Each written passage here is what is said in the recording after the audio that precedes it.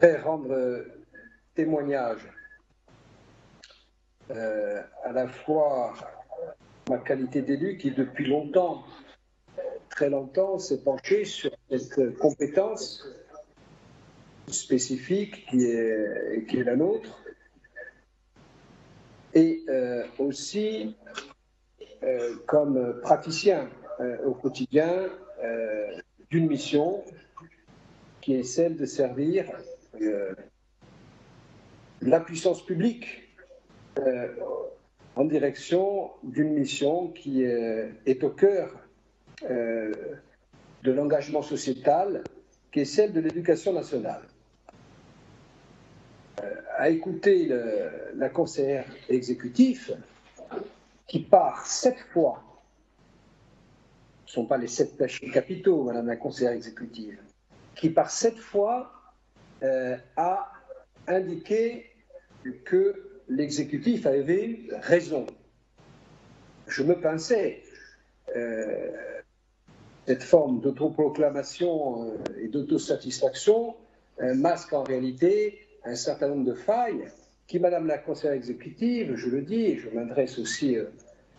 escalité à son président, masque en réalité une difficulté que vous n'avez pas su lever, qui est celle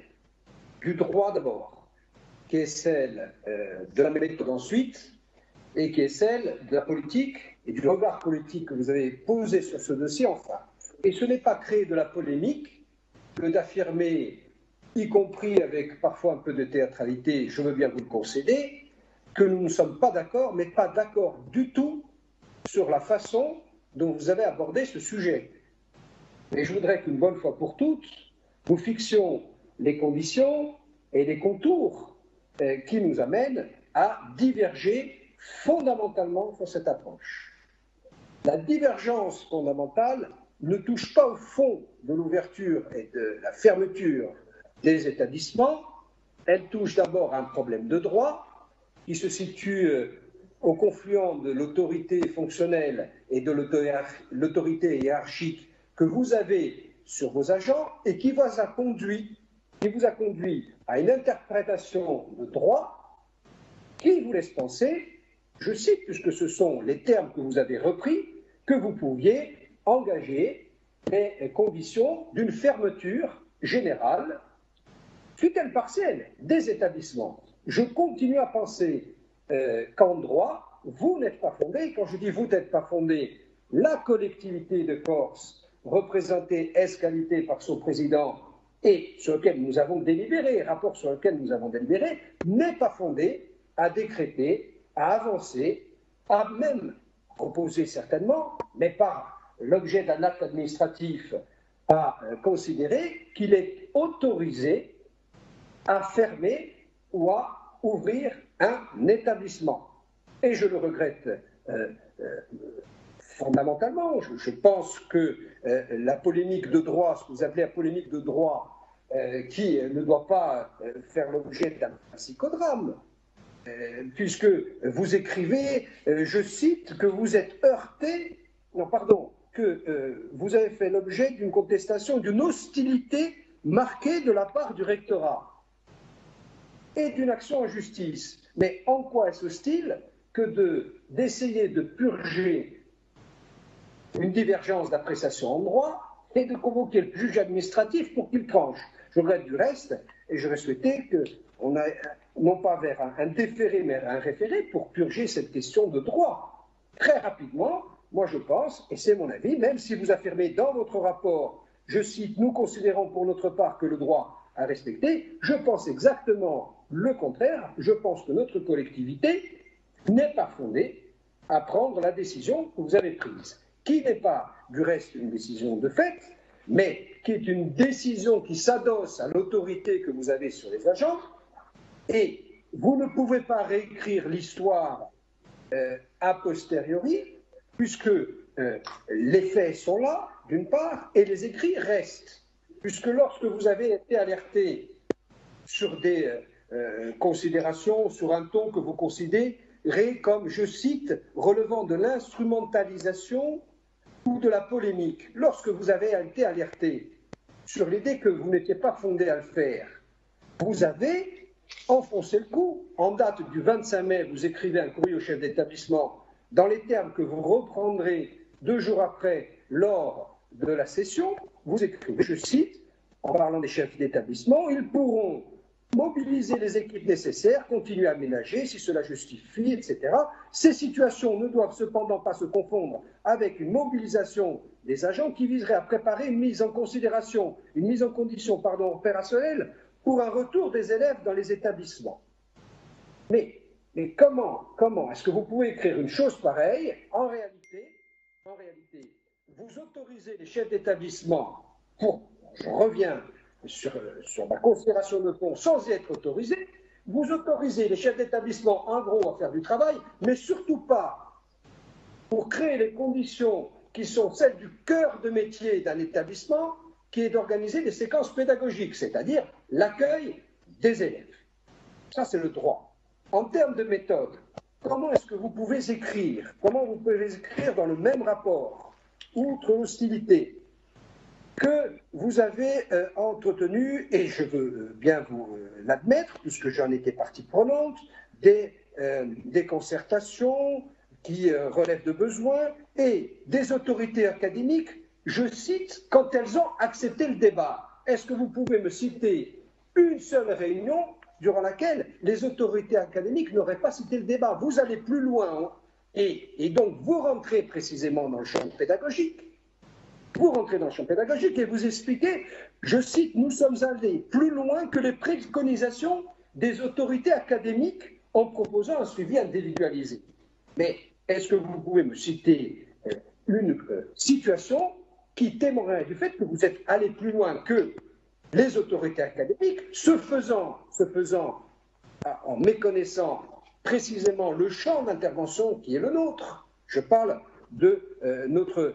collectivité qui ne se limite pas au mur, qui se limite évidemment à la structure pédagogique des établissements, qui se limite aussi à l'effort que nous devrons faire en matière de langue corse. Voilà en gros le trépied sur lequel le législateur a voulu adosser nos compétences. Mais lorsque, en termes de méthode, vous ne prenez pas l'initiative, alors que vous préférez non pas l'arbitraire, mais le descendant, d'aller consulter dès le départ les chefs d'établissement, qui eux sont responsables, y compris pénalement, de ce qui se passe dans l'établissement, alors oui, vous faites un usage abusif des compétences que vous a fixé le législateur. Et ces chefs d'établissement, si vous aviez entretenu dès le départ, une concertation, cela, il vous aurait décrit l'ensemble des situations que vous n'aviez peut-être pas, ou peut-être que vous aviez à l'esprit, ce serait plus grave, c'est que vous avez fermé les yeux, en tout cas que vous n'avez pas pris en considération tout de suite, parce qu'un établissement, ce n'est pas seulement des murs au sein desquels on accueille des élèves, ce sont tout un tas de situations administratives, péri-administratives, et surtout pédagogiques, qui ont couru tout le long de la période que nous avons connue, et qui nous ont conduits à accueillir des élèves, et qui nous conduisent encore à accueillir des élèves, en dépit de ce que vous avez écrit, lorsque nous organisons en ce moment ou depuis quelques jours des situations pédagogiques d'accueil des élèves,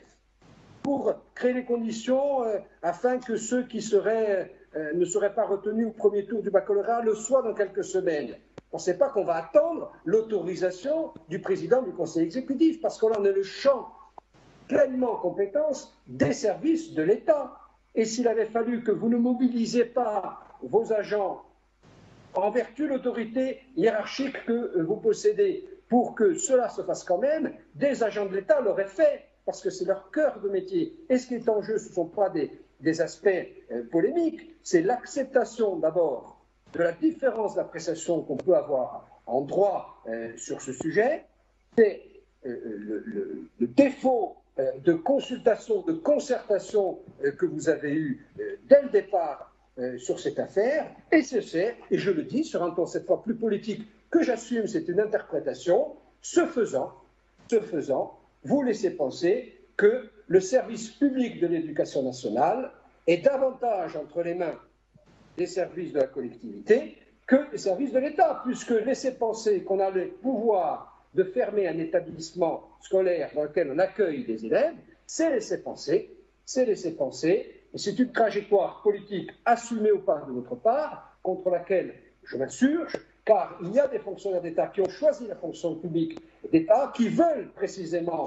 sinon ne pas faire allégeance, en tout cas marquer une rupture avec les services de la collectivité, exercer librement leur choix, et cela, je ne sais pas si je m'en fais le porte-parole, je ne suis pas syndiqué, je ne suis pas leur porte-voix, mais ceux-là ont été choqués de ne pas pouvoir exercer leur cœur de métier, la compétence qu'ils ont choisi d'exercer depuis l'État au service de l'éducation nationale. Alors je ne sais pas si vous avez raison cette fois. Ce que je sais, c'est qu'à l'arrivée, nous avons créé un fossé qui sera évidemment réparé avec le temps parce que les services, et je veux... Chers collègues, là, vous êtes largement au-dessus du temps de parole. Et j'en aurais conclu en disant que ces services ont contribué à ce que les choses se passent pour le mieux au service de nos élèves, et c'est vers eux que sont guidés nos efforts, mais non, 2 fois non, et peut-être 7 fois non, le président du Conseil exécutif n'est pas le patron de l'éducation nationale en Corse.